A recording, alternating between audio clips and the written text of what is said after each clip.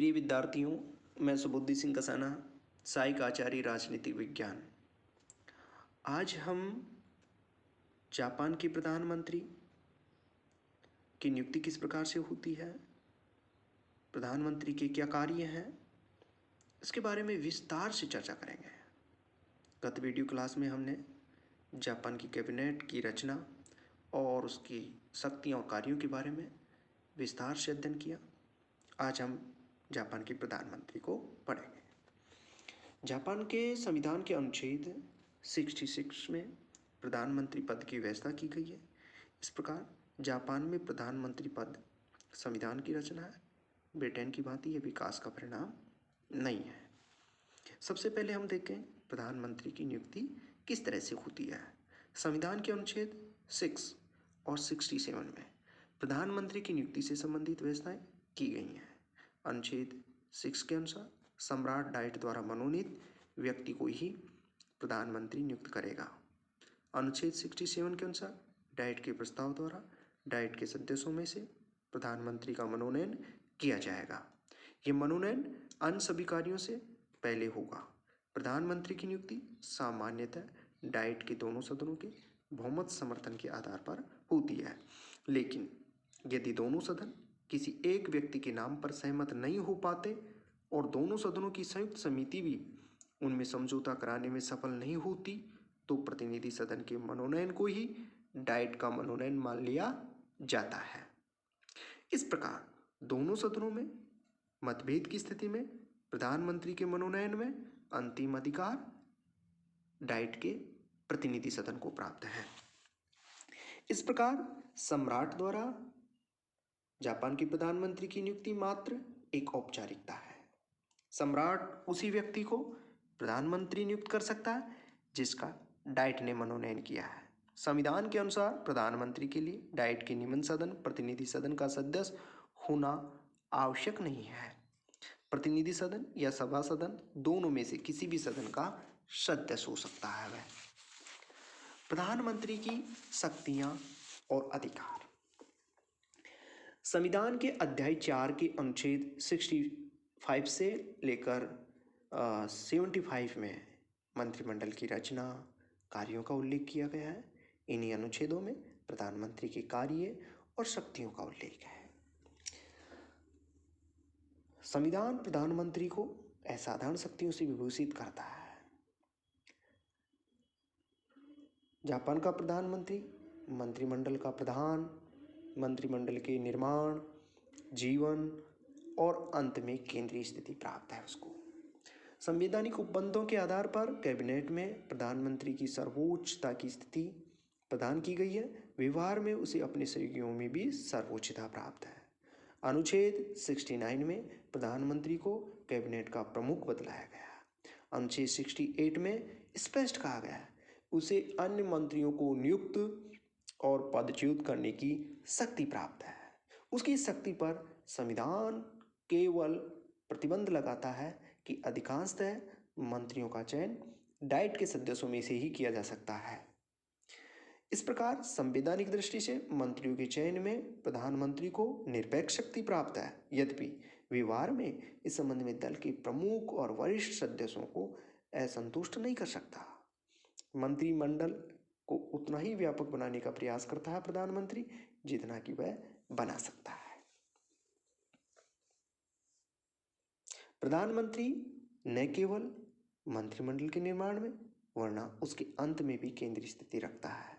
प्रधानमंत्री का त्यागपत्र न केवल प्रधानमंत्री वरना समस्त मंत्रिपरिषद का त्यागपत्र समझा जाता है। मंत्रिमंडल में प्रधानमंत्री की केंद्रीय स्थिति इस तथ्य को स्पष्ट करती है कि अनुच्छेद 70 के अनुसार यदि प्रधानमंत्री का पद रिक्त हो जाए तो समस्त कैबिनेट के द्वारा त्यागपत्र दे दिया जाना चाहिए।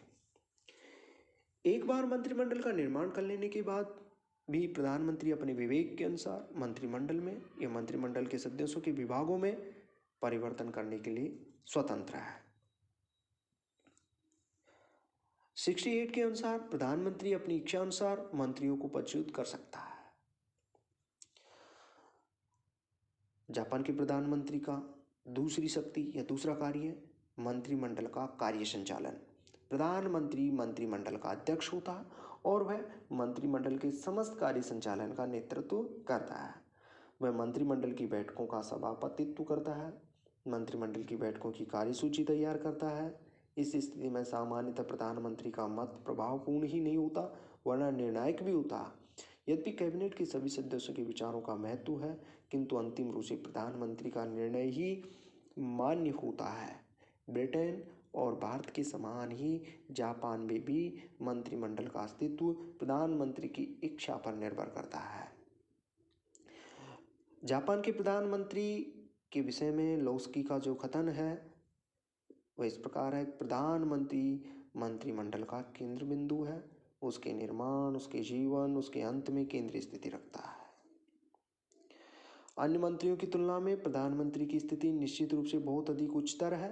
वह तो वास्तव में सूर्य है जिसके चारों ओर नक्षत्र घूमते हैं। तीसरी प्रमुख विशेषता, प्रशासन पर नियंत्रण। प्रधानमंत्री समस्त शासन का प्रमुख है तथा समस्त प्रशासन पर नियंत्रण करना प्रधानमंत्री का अधिकार भी है, उसका दायित्व भी है।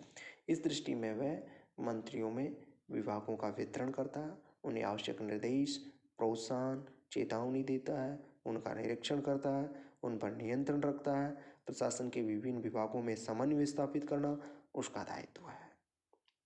यदि मंत्रिमंडल के सदस्यों में क्षेत्र अधिकार संबंधी कोई विवाद उत्पन्न हो जाए तो उसका निर्णय भी प्रधानमंत्री के द्वारा ही किया जाता है। प्रधानमंत्री किसी भी मंत्रालय के निर्णय और आदेश को पोस्टपोन कर सकता है। चौथा कार्य, परराष्ट्र संबंधों का संचालन। प्रधानमंत्री एक महत्वपूर्ण अधिकार प्रधानमंत्री का कि परराष्ट्र संबंधों का संचालन है। परराष्ट्र मंत्रालय चाहे उसके पास हो या न हो, परराष्ट्र संबंधों के सुचारू संचालन का अंतिम दायित्व उसका ही समझा जाता है। दूसरों देशों के साथ किए जाने वाले महत्वपूर्ण समझौतों पर जापान की ओर से परराष्ट्र मंत्री के द्वारा नहीं वरना प्रधानमंत्री के द्वारा हस्ताक्षर किए जाते हैं। पर वस्तुतः प्रधानमंत्री सदैव वैदेशिक मामलों पर प्रभावपूर्ण नियंत्रण रखता है। डाइट का नेतृत्व। प्रधानमंत्री न केवल मंत्रिमंडल वरना डाइट का भी प्रधान होता है। डाइट का नेता होने के कारण उसे प्रधानमंत्री पद प्राप्त होता है और प्रधानमंत्री पद ग्रहण करने के बाद भी वह डाइट का नेता बना रहता है। डाइट में मंत्रिमंडल का मुख्य प्रवक्ता होता है, उसके द्वारा डाइट और मंत्रिमंडल के बीच संपर्क सूत्र का कार्य किया जाता है। सभा सदन का वह एक नेता नियुक्त कर देता है जो सदन में उसका प्रतिनिधित्व करता है। मंत्रिमंडल और सम्राट के बीच की कड़ी है प्रधानमंत्री। प्रधानमंत्री मंत्रिमंडल और सम्राट के बीच की कड़ी की भूमिका निभाता है। कोई अन्य मंत्री प्रधानमंत्री की अनुमति के बिना सम्राट से भेंट नहीं कर सकता। जापान का संविधान सम्राट को सूचना प्राप्त करने का कोई अधिकार प्राप्त नहीं करता। जापान में प्रधानमंत्री के ऊपर निर्भर करता है कि वह सम्राट को कोई सूचना दे अथवा नहीं दे। प्रधानमंत्री दल का सर्वोच्च नेता होता है। प्रधानमंत्री अपने राजनीतिक दल का सर्वोच्च नेता भी होता है। प्रधानमंत्री इस नाते अपने दल में एकता, अनुशासन और संगठन बनाए रखने में महत्वपूर्ण भाग लेता है। एक नायक के रूप में वह राष्ट्रीय जीवन की नवीन दिशा प्रदान करता है। कृपा और संरक्षण की शक्तियाँ। प्रधानमंत्री को कृपा और संरक्षण की बहुत व्यापक शक्तियाँ। विदेशों में जापान के राजदूत, विभिन्न आयोगों, समितियों के अध्यक्ष, सदस्यों, अन्य पदों पर नियुक्तियाँ उसी के द्वारा ही की जाती है। प्रधानमंत्री के कार्यालय में भी बहुत अधिक शक्ति केंद्रित हो गई है क्योंकि वर्तमान समय में इस कार्यालय के साथ अनेक सहायक अंग जुड़ गए हैं। आपातकालीन शक्तियाँ। जापान के संविधान में भी कुछ आपातकालीन प्रावधान किए गए हैं। संविधान आपातकालीन शक्तियाँ मंत्रिमंडल में ही निहित करता, परंतु इसका वास्तविक प्रयोग प्रधानमंत्री करता है। संवैधानिक और राजनीतिक दृष्टि से प्रधानमंत्री देश का सर्वोच्च शासक है। उसकी शक्तियाँ असाधारण और असीम हैं। मेजी संविधान के अंतर्गत जो शक्तियाँ सम्राट, प्रिवी काउंसिल, राजघराने के मंत्रालय, सुप्रीम कमांड और जेनरो आदि संस्थाओं को प्राप्त थी वे आज मंत्रिमंडल के माध्यम से प्रधानमंत्री को प्राप्त है। अतः प्रधानमंत्री संपूर्ण शासन तंत्र की धुरी है, वह राष्ट्र का सर्वोच्च नायक है। कैबिनेट शासन रूपी जहाज की चालक मशीन है तो प्रधानमंत्री उस चालक का कप्तान है। धन्यवाद।